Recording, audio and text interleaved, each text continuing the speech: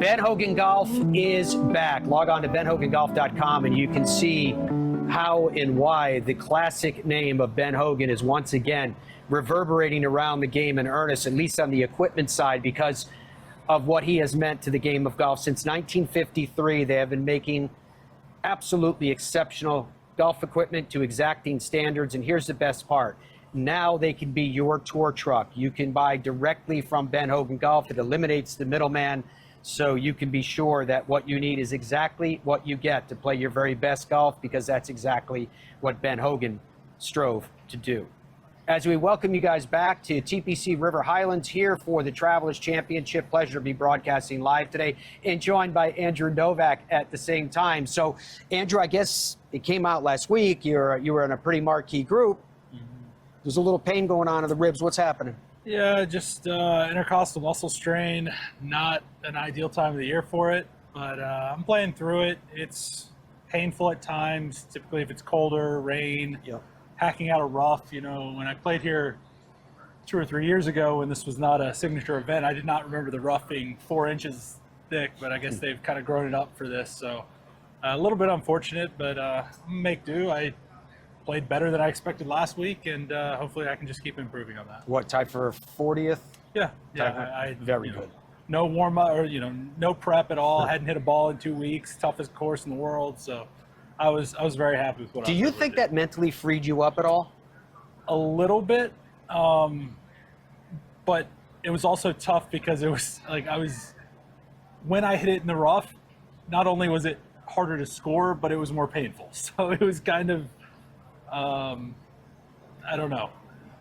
I felt like I was playing with more to lose there. Sure. If I, got it offline. Where do you feel? Is it on the extension of the bat, or is it at impact? Backswing's fine, impact, and like going through it. So it's essentially like it's a muscle that runs between the ribs. Yeah. And so as you condense like the ribs down, coming through, it's coming through when they expand, and as I open up, that stretches it, and that's kind of where I'll feel the pull. So it's kind of hard to get through it. So the iron game was decent. The wedge game was pretty good, but the driver, I'm still like, it's hard for me to go at it. I was probably playing maybe 95% speed all last week. Do you know how you did it?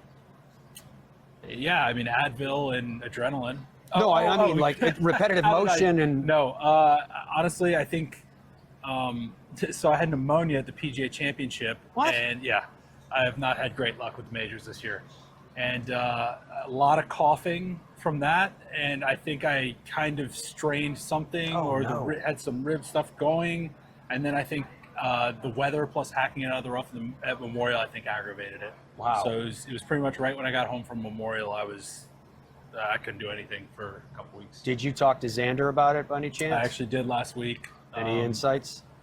It's a tough one. He said it was earlier in the season for him. There's no majors, there's no bigger events necessarily at the time, so he was able to take some time and just let it heal. There's not a lot you can do for it. So luckily after this week, I got a little time, maybe rest up and be right for, Open Championship and the playoffs. Yeah, I do want to talk to you about the form that you had. It's kind of odd with the injury to get into that mindset, but I don't know, it's kind of a chicken and egg type question, I suppose. What comes first, the playing well or the confidence, or the other way around? I think they could both feed off each other. Like, you can gain confidence from hitting 2 good shots out there, one good shot even. But I feel like that's within the day. Showing up on property and feeling really good about it, like that comes from multiple good days of golf or really good preparation, or just, I don't know, feeling good going into the week. So I feel like within the round you can gain confidence from shots and maybe hit good shots because of that confidence. But I feel like the biggest thing, like if you're really feeling confident, like Ben Griffin's been on a crazy run lately, like he's literally pulling into the course, stepping out of the car, he's like, I'm shooting 65 today. Like, that's because he's put the preparation in, he knows he's playing well. Yeah, but I mean, you might be a part of his confidence too with what you guys did at the Zurich. Yeah. Did you feel the good play coming on? Was it all of a sudden or a little bit at a time? Yeah, Zurich was, I had had good play leading Yeah. up into it. I mean, I would say Zurich was about as confident as I'd been going into a tournament. It was nice having been there as well, like having someone to feed off of. But yeah, whether that was a team tournament or just an individual tournament, it wasn't matter. It wasn't going to matter. I was going to show up very confident based on how I'd played the week before at Heritage. I probably had played my best tournament to date that week, and I knew my game was exactly where it needed to be to put myself in contention to try and win. How are you with the nerves now when you were in position, say, in the playoff against JT and all the rest?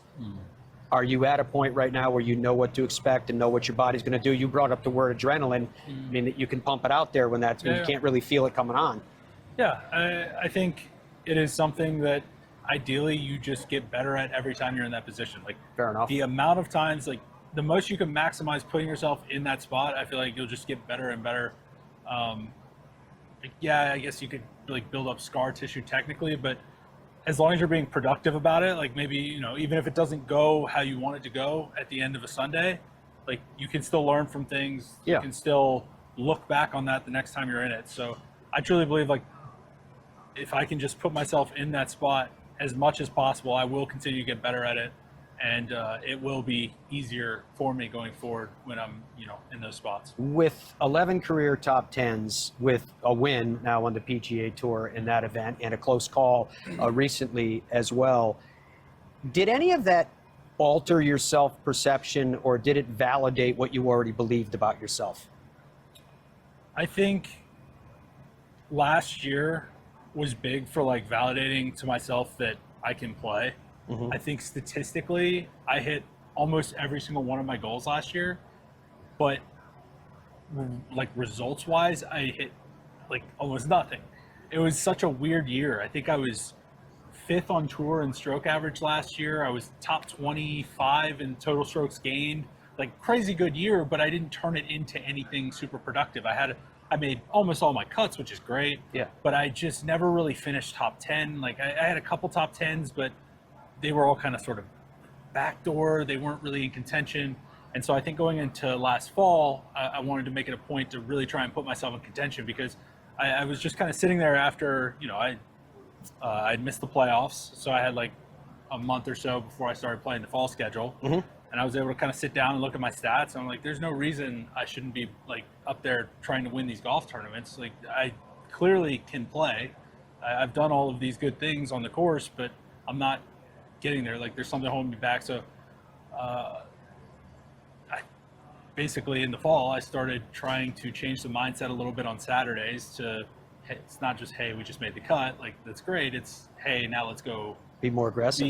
Well, not even more aggressive. It was more just a mindset of, like, continuing to push. Thursday, Friday, I would be locked in, grinding, whatever, make the weekend, like, not let up, basically. Just keep going, trying to push to get in those final groups on Sunday so I have a chance to win instead of, maybe taking a little 71 on Saturday and setting up the 68 on Sunday to backdoor top 25 or something. Did you find, Andrew, that kind of laser-like focus that has obviously worked for you, but is that the laser-like focus of the best? Because now you've played around them, you've competed against them, head-to-head in some cases. Did you find that that's the difference between the guys that contend a lot and the guys who make it past the cut and kind of take a breath? I think so. I think when you're one of the top players, it's just about hanging around. Like, yeah, maybe Thursday doesn't go your way, Friday doesn't go your way, but somehow we get to Saturday or Sunday and Scotty's 3 off the lead and it feels like he's had a terrible week, but he just is always kind of chipping away at it and stays in it. Like, if you're not making huge mistakes and you just kind of stay around it, like, yeah, it tends to kind of work out for you coming down the stretch. Like, you just kind of be around, like last week, U.S. Open, like, if you were 2-3 over with a few holes to play, you would have thought you were out of it. The leaders were 4 under to start the day. Everybody just starts coming back. Like, not every week is like U.S. Open, but it's still, I feel like golf is so long, like 72 holes. Yeah. It really is like such a marathon. A few holes go poorly or something, like you have so much other time to kind of get it back. So I think I think learning some patience, I think, has been big for me. Yeah. But I think it's a lot of confidence too. You should be you're actually brimming with confidence right now. I'm going to ask you about your sponsors in just a second. It's kind of our way of saying thank you to you for being here, and hopefully you just say thank you to them for helping you do your thing. But I just want to circle back to one thing. With the rib kind of hurting you, you know, here we are from now until the start of the Travelers. Will you work a little bit more on the short game, and might this be a backdoor way of helping you out in that area too? Yeah, I mean, I'm not going to hit balls today. I'll be doing a lot of chipping and putting next couple days. Just getting a feel for that. These greens are really good from what I remember. They get pretty quick. There's a decent bit of tilt on them. So I think just getting used to how the ball's reacting this week compared to what we were playing last week.